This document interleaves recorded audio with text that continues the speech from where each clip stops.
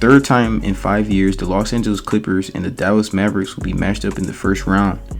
These teams has played one another 3 times this NBA season, but the Mavericks has made some new additions from the deadline that I think has been fitting perfect next to Luka and Kyrie Irving. The acquisition of PJ Washington was nice to add, seeing that they needed a player like him after losing Dorian Finney-Smith and a deal for Kyrie Irving last year. Just a player that can spot up in the corner, shoot threes, got length, 6'9", can play defense. That's PJ Washington. He's been a very, good 3-and-D guy for the Mavericks so far, in my opinion. And another acquisition that they did was Daniel Gafford, a nice big man from Washington.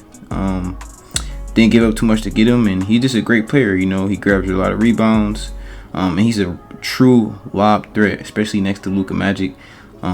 You watch Luka Magic and him, they pick and roll just looks so comfortable and nice, and he can always get the lob up to Gafford. And I ain't gonna lie, Gafford, I could see Gafford being with the Mavericks for a while, just seeing how good the fit is, with Luka in the pick and roll. Again, you look at the depth chart on the Clippers side though, and the Clippers look kind of stacked, on the paper. You know what I'm saying? You look at the Clippers on paper, they got Norman Powell, who's averaging 14 points per game off the bench and is even in the 6th Man of the Year talks.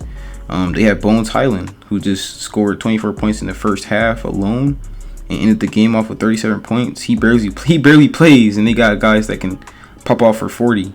And they still got Russ, Kawhi, PG, and Harden on this squad. So this squad is dangerous, obviously. So you have to watch out for him. But we all know players on this squad struggled in big time moments in the playoffs time to time. And you never know if everyone on the Clippers is healthy. You never know, man. One game you might see Kawhi and James Harden. One game you might see PG and Russ. You know what I'm saying? You don't never know what Clipper squad we're going to get out there. You know what I'm saying? And I think that's a big problem for the Clippers. They got to just stay healthy. I think if this team is healthy, they could beat anyone. But if this team isn't healthy, you never know what you're going to get. And it's just bad. You know what I'm saying? Usually in the playoffs, somebody gets injured, and it just seems like they got bad luck. So I honestly want to see this team fully healthy. But that's honestly a disadvantage that they have, as a team, is that they're always getting injured. Another thing to point out is how well Luka has played against the Clippers in the playoffs in his career. So far, Luka is averaging 33.5 points per game, 8 rebounds per game, and 9.5 assists per game against the Clippers in the playoffs. And I personally believe number 77 will be the best player in this series and will dominate, especially with the help of Kyrie on the side of him, and I think this might even be the best version of Kyrie Irving we have seen. He's averaging 25.6 points per game, shooting 41.1% from the 3, and shooting 49.7% from the field. Very efficient from Kyrie as the second option next to Luka Doncic, and that's why I think Kyrie and Luka can just coexist. Kyrie is just so efficient, and he plays so well off the ball, and he just plays so well off of Luka as a second option. Arguably the best second option in the NBA. You know what I'm saying? You can honestly argue that, who's better than Kyrie at being a second option? You know what I'm saying? You can really make that an argument. And another advantage that the Clippers have over Dallas is defense. You know what I'm saying? I can honestly say that, for real. You look at the defense on the Clippers side, you got Kawhi, you got PG, you even got Russ. You know what I'm saying? Russ got some underrated defense, and the Clippers like to play a switch defense, so they switch everything pretty much. And they got players that can do that. They got a lot of 6'7" guys, wings that can really just switch the ball on any offensive player. So with them playing that kind of defense, I do think Luka can find those matchups that he likes, but there will be times that he will find those matchups that he don't like Kawhi. You know what I'm saying? But if you get a guard on, if you get somebody like James Harden on Luka, that's barbecue chicken. You know what I'm saying? Luka gonna cook. But then again, Luka and Kyrie can score against anybody on defense. So defense, obviously is important, but against these guys, sometimes it doesn't matter. Sometimes against Kyrie, you have a hand up, you have coverage, you have double teams, and it still just doesn't do anything. And then a guy like Luka, you double team a guy like Luka, and he just gonna do a behind the head pass or a nutmeg pass, or he's so talented. He could pass out of double teams. He can shoot over double teams. He's bigger than most guards, so he can body them to the post and create out of the post. I can't say it. The shooters that Dallas have is just so hard to double team anybody.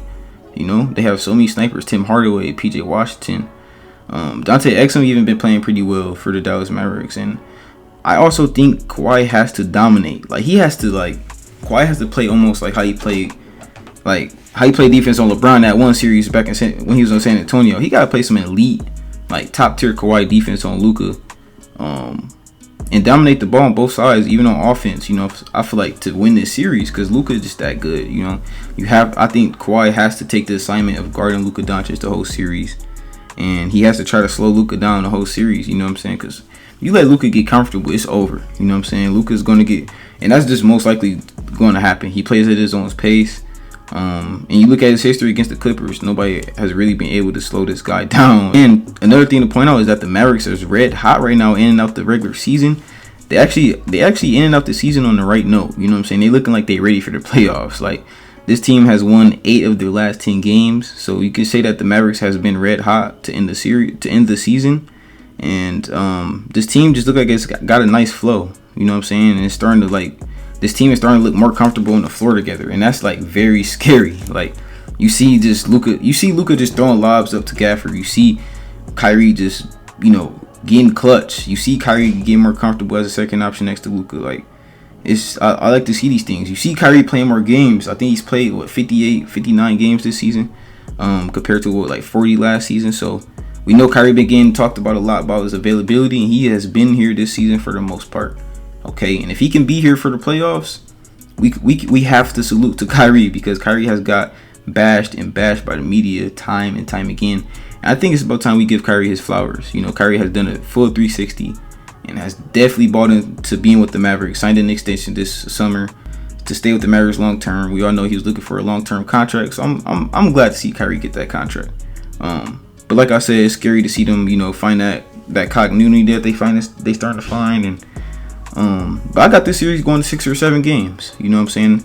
I got this series going to 6 or 7 games, and I got Dallas coming on top. I might be a little biased because I like Kyrie, I like Luka, but I honestly got this team coming up on top. I think they got the best player in the series in Luka Doncic, and we just know how inconsistent Paul George and James Harden could be. You know what I'm saying? I'm not saying that they will be, but I'm just saying I know how inconsistent they can be.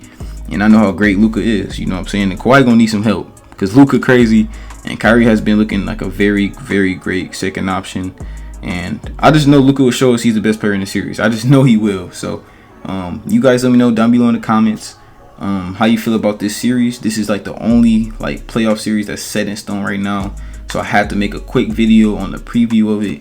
And I honestly think this is gonna be like the best matchup of the first round. You guys let me know down below in the comments how you feel about all my takes this video.